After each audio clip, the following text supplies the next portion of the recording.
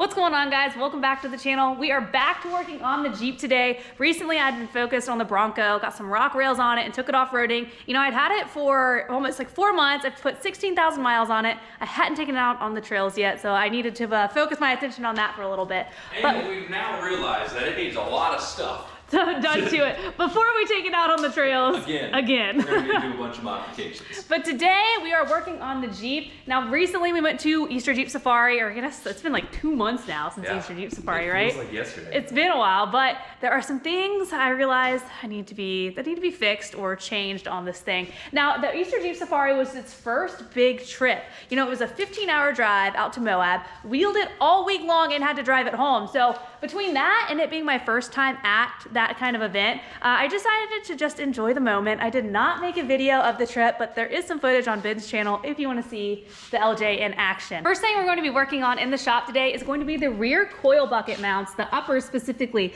So right now as they sit, the spring is curved. And while we were out at EJS, anytime I had a really good flex, the spring was just popping out every single time. And then Ben and the boys would have to holler at me. Your spring would pop out, so she would have to back up or drive up on a rock to flex it out. Yep. One of us would have to like push the body of the Jeep up while somebody pulled the spring back under. Extremely dangerous every time, and it got very old. Yes, it did, and it happened every single day, if not multiple times on a single trail. So it is definitely something we need to fix. Oh yeah. Before we go wheeling this weekend, because this weekend is Memorial Day, and we are going out to Crossbar for the weekend, actually tomorrow. So we need to get this project. Started. Get it going. One thing about that is because it's curved, or the way it's set, like from the factory when Jeep isn't lifted, it's not a big deal. Plus you don't have the suspension travel to pop it out. But by the time you lift it high, the curve just gets worse. Right, so like a stock Jeep, totally not an issue. My Jeep as it sits right now, totally an issue. Luckily, we have new coil buckets from Barnes 4-wheel drive that are going to fix the angle, and they also incorporate spring retainers, so my spring should never pop out again. Let's get the Jeep up on the lift and I can show you guys how the springs are popping out. Ready? Yep. Lift her up. All right, I'll let you know when it pops out. Let's take a look under the Jeep. It's slightly different out on the trails, but basically what happens is this right here, the bump stop normally pops out and flies on the ground somewhere. It's different when you're flexed, it shoots everywhere. So that happens. That happens, and then this just kind of does this, and then it's out and about. And then I come back down, like from flexing or off of an obstacle, and the coil bucket sits right here. I actually drove all the way home from Hell's Revenge like that. We didn't know. we didn't know that it had happened, and Ben takes a picture when I'm in the hotel room taking a shower, and he's like, "Fix your junk, Cassie." Anyway, but as you can tell, this is what we need to move. We need to move this coil bucket, this upper coil bucket, over here, straighten out the spring so that when I do flex, the spring doesn't pop out of place and the bump stop doesn't, pretty much all this will stop happening and I will flex like I'm supposed to. So to fix this issue, I picked up a set of Barnes 4-wheel drive rear coil bucket brackets. These are going to fix the curve, and it's also going to incorporate a spring retainer so my spring doesn't pop out again.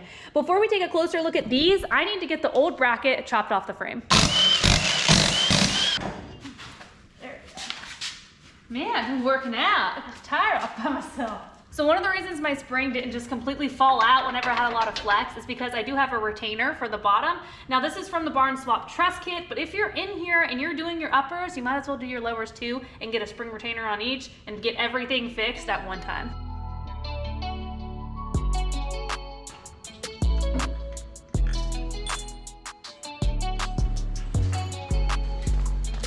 After 14 minutes are you serious? Just as I found the ratcheting wrench. I told you I didn't need it. We're gonna get the bump stop mount off after we get the bracket off the frame. So we're gonna get the grinder out and start chopping it off.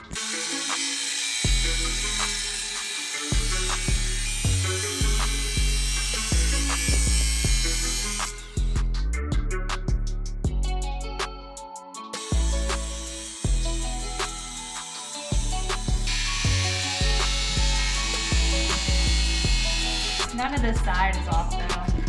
I have to go deeper.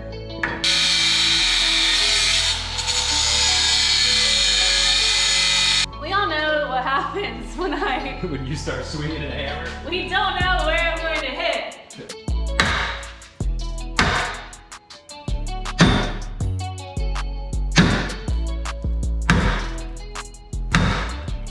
we are gonna have to get creative on how to cut off the backside, because even though the Jeep is lifted, it's not in the easiest spot. So to get the back brackets off, we had to pull out the Sawzall. I just don't like using a Sawzall, so I'm gonna have Ben Sawzall. She's just being a sissy. All volunteers tribute, but it's tight up in here.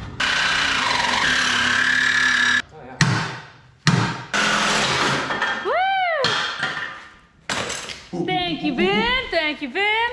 Now that that is out, it's time to get the grinder back out. We need to kind of clean up all these spots on the frame, and then we're gonna have to weld on here as well. So now it's pretty much cleanup time.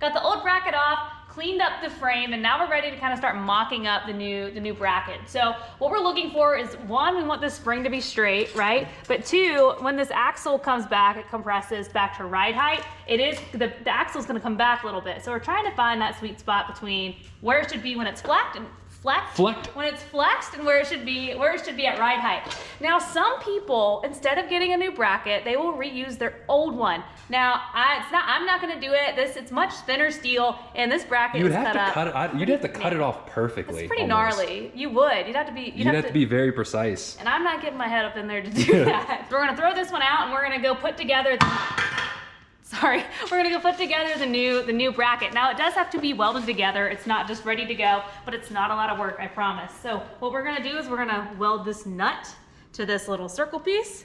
Then we're gonna weld the circle piece to the other circle piece. And then we're gonna weld the circle piece to the other circle piece. Get the welder out, get that bracket off so we can get this thing put together.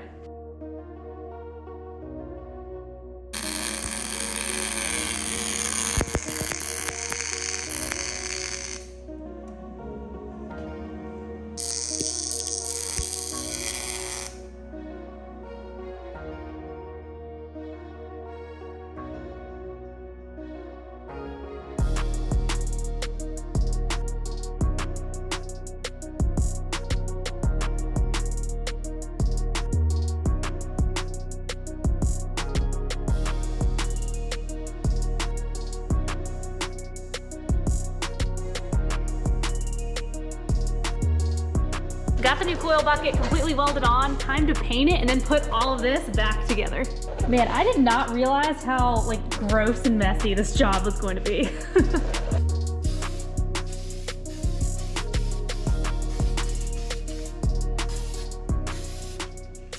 So last night we finished welding the bracket to the frame. However, once we kind of put it all together, we realized that where the spring retainer sat originally, my spring was too short. I have long arms, I have long travel shocks. I've got about 11 inches of travel. Most TJs probably have 9 to 10. 9 to 10, yeah, right? Because the TJ, there's not too much room for a long shock back there, and that's why most people, whenever they're doing a long travel, like long arms, they go straight to coilovers. But exactly. This proves that you can do some cool stuff with coil springs and shocks on a TJ. It's kind of as good as you can get without going all the way to coilovers. Mm-hmm. So, and I'm also running a single rated spring, a linear spring. If I was running a dual or triple rated, I may not have had this issue. But to solve it, we moved the retainer down, and we did this by adding a piece of tubing right here. Luckily, Ben had some spare tubing in the garage. Hydraulic bump stop tube. So we welded these on, and now the spring kind of fits in here perfectly, and it's kind of a pretty good setup. It ain't going anywhere. No, we got a spring retainer on top, on bottom. My spring will no longer fall out in this setup. So we're good to go. Now I just need to do the other side, but I think now's a good time to kind of look. This is what it will look like at the end on both sides. So here's kind of an after shot, but we can also see a before shot over here on this side. So this is what we were looking at before, right? All right, so the bracket's still curved. I wouldn't even flex this much on the trail beforehand without my springs popping out. So now I'm going to get started on this side because I want to flex it out after, and I want to see if I can get some rock lights on this thing because we might do some night wheeling this weekend. Yeah, first things first, need more coffee. Good morning, America.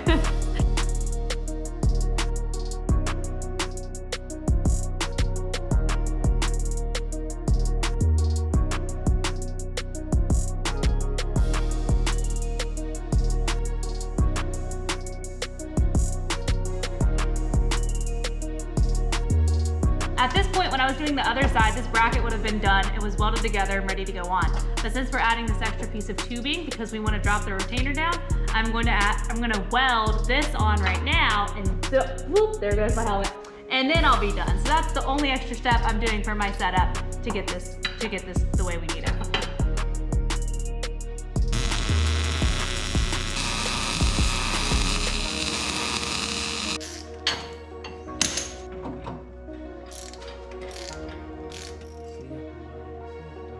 And the final step is the bump stop. Thanks, Ben. That was smooth. This side is completely done. Now that both sides are done, it's time to go flex it out.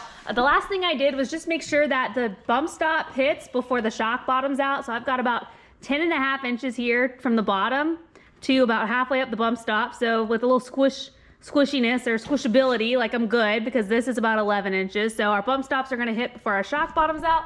We're good to go there. I'm gonna have Ben throw the tires on because he has the muscle, and then we are going to go flex this thing out and see how it looks.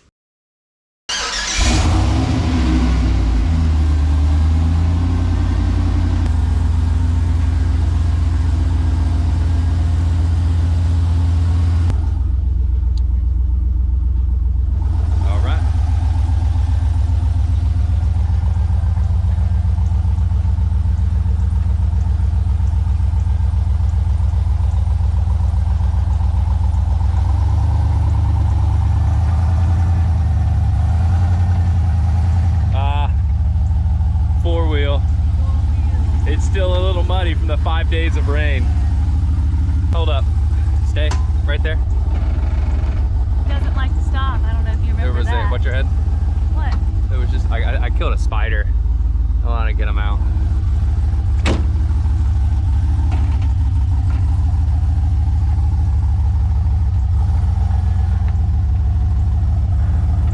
Yeah, keep going. Nice. You haven't even lifted a tire yet. You're about to climb the tree. Keep going. Yeah, keep going. Right, a little more. I think you've officially, a little bit more. I'm outgrowing the tree. Almost. There we go. And it just barely lifted. Nice. No coil popping out. Nice. Oh yeah.